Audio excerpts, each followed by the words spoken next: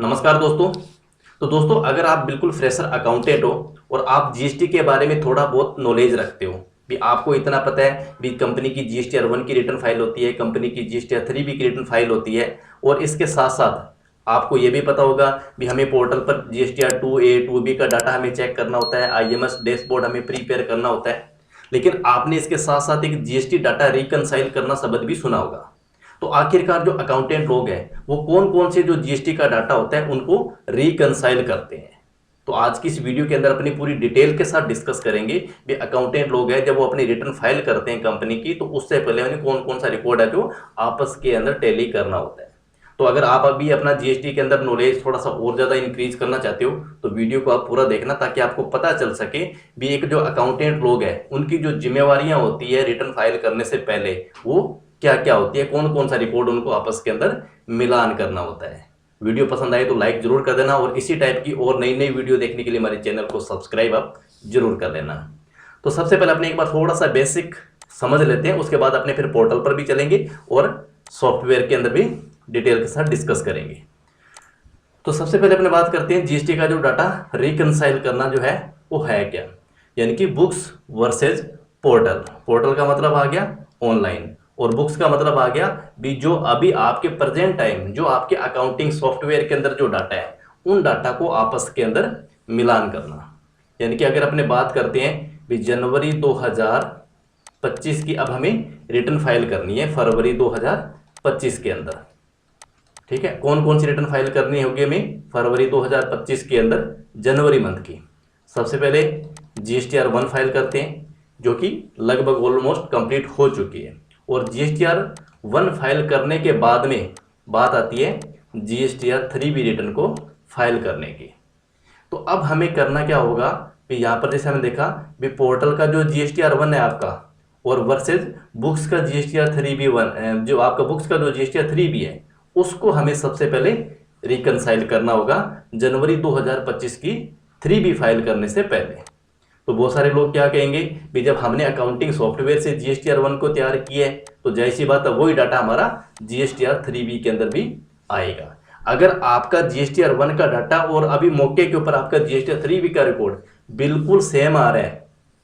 तो बहुत अच्छी बात है, यानी कि आपकी अकाउंटिंग प्रॉपर सही तरीके से हो रही है। लेकिन होता क्या है, कई बार ऐसा होता है भी मान लीजिए आपने 11 फरवरी तक आपने कंपनी की जीएसटी R1 की रिटर्न को आपने फाइल कर दिया, लेकिन उसके बाद में जैसे ही आपने जीएसटी R1 रिटर्न को फाइल कर दिया, आपने जो हम जीएसटी R1 के अंदर जो हमारी सेल की जो हम आउटवर्ड सप्लाई डिक्लेयर करते हैं, इसके अंदर हम टोटल हमारी सेल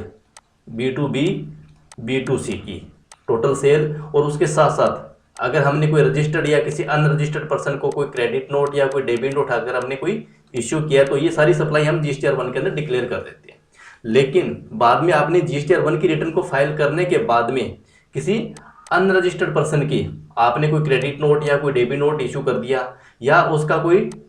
टैक्सेबल इनवॉइस था या कोई टैक्स फ्री का इनवॉइस था, छोटा इनवॉइस था, उस इनवॉइस के अंदर आपने कोई डाटा चेंज कर दिया। कई बार ऐसा होता है भी मान लीजिए कस्टमर ने कोई गुड्स रिटर्न कर दिया तो आपने क्या किया, गुड्स का क्रेडिट नोट बनाने के बजाय आपने जो कस्टमर का जो सेल इनवॉइस जो इशू किया हुआ था उसी सेल इनवॉइस के अंदर उस प्रोडक्ट को कम या ज़्यादा आपने कर दिया, वैल्यू को कम या ज़्यादा कर दिया। तो जिसकी वजह से फर्क क्या पड़ेगा भी क्रेडिट नोट या डेबिट नोट से भी आपका जो आउटपुट जीएसटी टैक्स है वो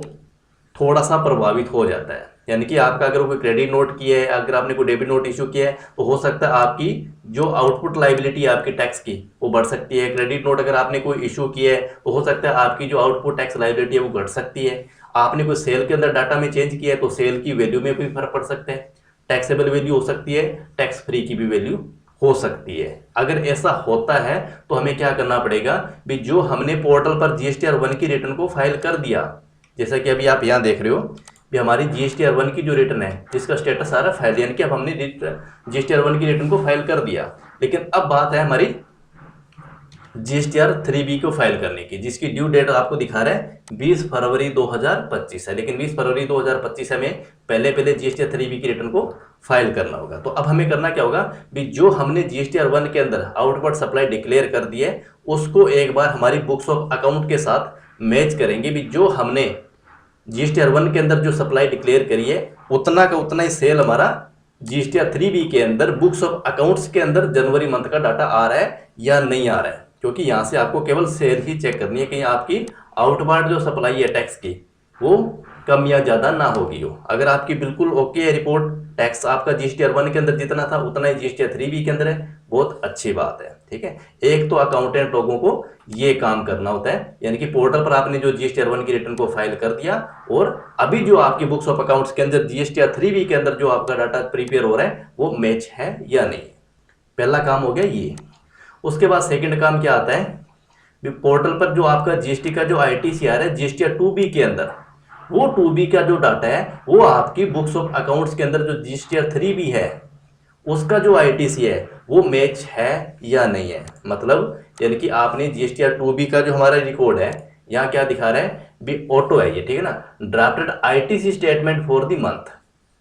यानी कि इस मंथ के अंदर जो आपके सप्लायर थे जिनसे आपने गुड्स परचेज किया था उन्होंने अपने टाइम पर जीएसटीआर 1 की रिटर्न को फाइल कर दिया।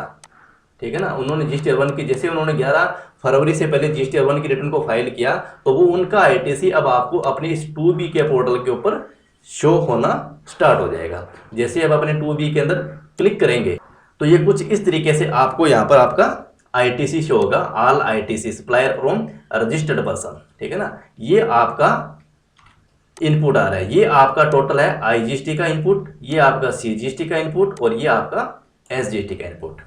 अब ये टोटल आपका इनपुट 2B के अंदर आ रहा है, लेकिन अब आपको क्या चेक करना है कि ये जो 2B के अंदर आपका रिकॉर्ड आ रहा है, ये 2B वाला जो रिकॉर्ड ये आपके बुक्स ऑफ अकाउंट्स में है या नहीं है। आपका अकाउंटिंग सॉफ्टवेयर कोई भी हो कोई दिक्कत नहीं है। 3B की जब आप अपनी रिपोर्ट चेक करोगे तो वहां पर आपका जो पॉइंट नंबर 4 है eligible for input tax credit, तो आपने बुक्स ऑफ अकाउंट्स के अंदर उतनी एंट्री प्रॉपर कर रखी है या नहीं कर रखी। अगर आपका मान लीजिए बुक्स के अंदर आपका जीएसटी का डाटा ज़्यादा आ रहा है, फॉर एग्जांपल अभी जैसे मान लीजिए ये लेते हैं, यहाँ पर आपका आउटपुट जो है पोर्टल ये दिखा रहा है आपको भी 9686 रुपये और 97 पैसे का, यानी कि 9686 रुपये और 97 पैसे का आपका जीएसटीआर 2B के अंदर ये रिकॉर्ड आ रहा है। लेकिन आपने टेली सॉफ्टवेयर में या किसी अकाउंटिंग सॉफ्टवेयर में एंट्री कर रखी है परचेज की, वहां पे जो परचेज का जो आईटीसी आ गया, जो परचेज का आपका इनपुट जीएसटी है वो आ रहा है 12,150 रुपये का। तो इसका मतलब क्या हुआ भी आपका बुक्स के अंदर आईटीसी ज़्यादा है लेकिन पोर्टल पर ये कम है। तो इसका मतलब आपके सप्लायर ऐसे है जो आपने परचेज किया था गुड, आपके पास इनवॉइस भी प्रॉपर है, लेकिन जो आपका सप्लायर था जिससे आपने गुड्स परचेज किया था उन्होंने यह तो अभी तक अपनी जीएसटीआर 1 की रिटर्न फाइल करी नहीं होगी, या करी है तो वो 11 तारीख के बाद करी होगी, 12, 13, 14 तारीख तक उन्होंने जीएसटीआर 1 की रिटर्न को फाइल किया होगा। इसी के वजह से उनका डाटा अब आपको 2B के अंदर नहीं दिखेगा। तो वो डाटा आपको कहाँ दिखेगा, 2A के अंदर, अगर आपने 12 तारीख के बाद में अपने जीएसटीआर 1 की रिटर्न को फाइल किया है तो वो आप देखोगे तो यहाँ पर आपके पास में बैक टू डैशबोर्ड जाएंगे अपने, और यहाँ वापस अपने इस मंथ को सिलेक्ट करेंगे जनवरी और सर्च पर क्लिक करेंगे। जैसे आप उन्होंने सर्च पर क्लिक किया तो यहाँ आपके पास में आ जाएगा जीएसटीआर 2A। अब 2A क्या होगा, ये भी एक तरीके का ऑटो डक्ट है ये, लेकिन इसका काम क्या है, फॉर व्यू ओनली। इसके अंदर आप ये चेक कर सकते हो कि आपकी जो सप्लायर है उसने जो रिटर्न फाइल करी, भले लेट करी है, उसने कर दी या नहीं करी। अगर कर दी, लेट करिए तो आपका डाटा 2A के अंदर आएगा, लेकिन उसका आईटीसी अब आपको फरवरी मंथ के अंदर आप उसका क्लेम कर सकोगे। जब आप फरवरी मंथ की रिटर्न मार्च 2025 के अंदर अपने रिटर्न को फाइल करने जाएंगे तो इसका इनपुट जो आपका जनवरी का इनवॉइस था जो आपका 2A के अंदर दिख रहा है, लेकिन वो 2B के अंदर आपको फरवरी वाली 3B के अंदर जब आप रिटर्न फाइल करोगे तब आपका 2B के अंदर डाटा शो हो जाएगा। तो इसका मतलब क्या बन गया भी, आपको इन दोनों का जो डिफरेंस है, अब आपको आईटीसी लेना कौन सा होता है भी, बुक्स वर्सेस 2B, दोनों में से जो कम होगा, यानी कि दोनों में से जो कम हो वो आपको 3B के अंदर क्लेम हमें करना होता है। आप मैक्सिमम जितना 2B के अंदर आ रहा है उतना आप क्लेम कर सकते हो, बाकी को आपको डिफरेंस को आईटीसी आपको छोड़ना पड़ेगा, वो आपको नेक्स्ट मंथ के अंदर इसका ट्रीटमेंट करना पड़ेगा। ठीक है, दूसरा काम अकाउंटेंट लोगों का ये हो जाता है, यानी कि पोर्टल पर आईटीसी जो 2B के अंदर आ रहा है और बुक्स के अंदर आ रहा है 3B, उसको आपस के अंदर हमें टैली करना होता है। उसके बाद तीसरा अभी हमने डिस्कस किया भी, अगर मान लीजिए आपका 2B के अंदर डाटा तो नहीं आ रहा लेकिन आपको 2A के अंदर भी चेक करना है, भी आपके सप्लायर ने रिटर्न लेट फाइल करी है तो 2B में तो नहीं आएगा, लेकिन उसी मंथ के अंदर 2A के अंदर वो जरूर शो करेगा। अगर 2A के अंदर भी नहीं आ रहा, मान लीजिए 20 तारीख तक उसने जीएसटी R1 की रिटर्न को फाइल किया ही नहीं है, तो एक बार आपको अपने सप्लायर से ये जरूर कंफर्म करना होगा भी हमने आपसे जो गुड्स परचेज किया था, आपने जीएसटी R1 की रिटर्न को फाइल किया है या नहीं किया है, तो हमारा जो गुड इनवॉइस था वो आपने शो क्यों नहीं किया, कहीं आपने गलती से उसको B2C में तो नहीं डाल दिया, या गलती से कोई जीएसटी नंबर कोई गलत आपने नहीं दे दिया हो, तो आपको एक बार सप्लायर से जरूर कन्फर्म करना होगा। लेकिन 2A के अंदर आ गया तो कोई दिक्कत नहीं है, लेकिन इसका ITC आपको फरवरी वाले, जब अपने फरवरी मंथ की जीएसटी R3 फाइल करेंगे मार्च के अंदर, तब आपको इसका इनवॉइस का ITC मिल जाएगा, 1 महीने आपको लेट मिलेगा। उसके बाद बात आती है IMS ITC वर्सेस बुक्स का ITC, यानी कि अब इसमें क्या होगा, ये हमारा जो IMS डैशबोर्ड है, अब IMS डैशबोर्ड के अंदर क्या होगा भी जो इनवॉइस है, जिसका हमें इनवॉइस का एक्शन लेना है, भी आपने रिजेक्ट कितने किए हैं, एक्सेप्ट कितने किए हैं और पेंडिंग कितने किए हैं, ठीक है। अब मान लीजिए पोर्टल के ऊपर आपके कुछ ऐसे इनवॉइस भी आ रहे होंगे, ठीक है, जिसका ITC आपको नहीं लेना, तो आपको उनको रिजेक्ट करना पड़ेगा। तो जैसे जैसे आप रिजेक्ट करते जाओगे, आपके 2B के अंदर जो ITC है वो आपका कम होता चला जाएगा। जो इनवॉइस आपने एक्सेप्ट कर दिए उन्हीं का ITC अब आपके 2B के अंदर जनरेट होगा। अब मान लीजिए जैसा कि अभी हमने यहाँ पर देखा था कि हमारा ऑनलाइन जो पोर्टल पर जो ITC आ रहा था 9,686 रुपये 97 पैसे का, हो सकता है इस 9,686 रुपये के अंदर कुछ ऐसे इनवॉइस भी होंगे जिसका ITC हमें लेना ही नहीं है, ठीक है ना। तो आपको IMS बोर्ड पे जाएंगे, जैसे मान लीजिए हम वापस चलते हैं 2B के पर चलेंगे तो इस तरीके से डाटा आ जाएगा, और यहाँ आपको एक ऑप्शन दिखेगा ओपन IMS डैशबोर्ड, आपको ओपन IMS डैशबोर्ड पे क्लिक कर देना है। तो यहाँ से क्या होगा, आपका कंपनी का डैशबोर्ड शो हो जाएगा। अब जैसे कि यहाँ पर आपको ये एक्शन स्टार्ट करना है, एक्सेप्ट है, रिजेक्ट है, पेंडिंग। तो जैसे आप मान लीजिए ये 6 इनवॉइस इसके अंदर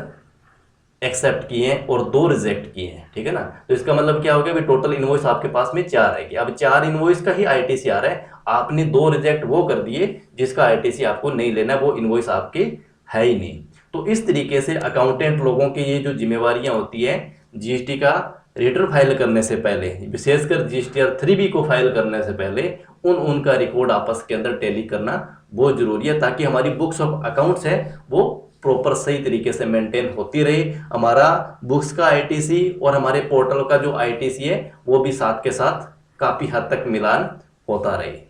आई होप कि इस वीडियो से आपको कुछ नया सीखने को मिला। वीडियो अगर आपको पसंद आई है तो लाइक आप जरूर कर देना।